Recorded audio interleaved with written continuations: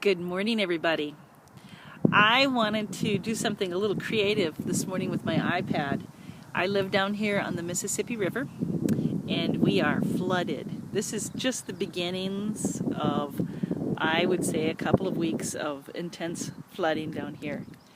And I wanted to show you all this because my memory, I grew up on a farm, and down the road from us was a swamp, and every spring it would flood. And my mother would always say to us kids, my brother was 4 years older than me, and I traipsed everywhere with my brother, adored him, still do.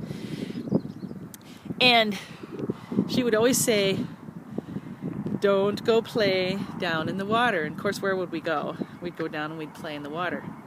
And then we would take our little brother and sister with us when they, 4 years younger and 3 years, so my sister was 7 years younger, and we'd take them down to the water and play in the water. So it's interesting though, but how you're raised really depicts how you see things and how you respond to something that could be a stressful situation. Now, this isn't a stressful situation because I'm going to turn this around, and I live up from the water. So if I lived on the water, this would probably be my worst time of the year. But this is such a happy time for me, even though that this is part of my 3-mile loop that I do every day and haven't been able to do because of the weather. Well, you can see everything is really nice and flooded here. But yet, it's so exciting to me. Now, everybody approaches stress and things like this in such a different way.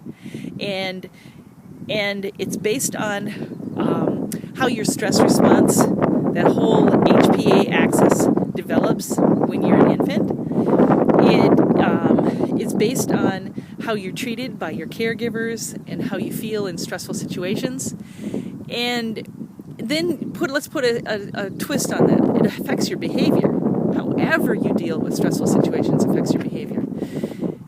Now, think about that if somebody has an anxiety, they have an anxiety disorder or a depressive disorder, something like this might not be something that's really happy to them. So today, this week, I want you to consider maybe posting a picture to the group discussion of something that you find very happy in your life, that brings you incredible stress relief. Now it cuts down on my loop, and I have to find a different way to walk for the next week. I want to see if you can see all the, you can see how the trail over there, where you see all the what are those called? The benches are underwater. And even I was going to walk over and show you the playground area, but that is like completely surrounded by water. I'm going to walk out here in the water, so maybe I can see the water surrounding it all over. I love this, and it makes me so happy.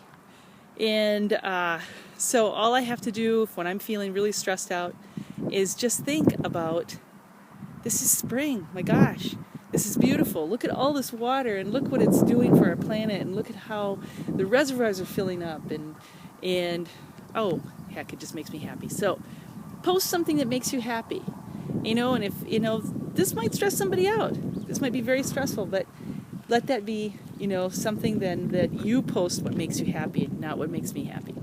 All right. I'll see you all in class this week. Let's have fun with our iPads. Let's get out. Let's take pictures with our iPhones, our smartphones, and let's post them to the discussions, and let's talk about things that bring us happiness, especially because we're talking about development, we're talking about human behavior, we're talking about disorders. Let's talk about things that make us feel good today. Thanks.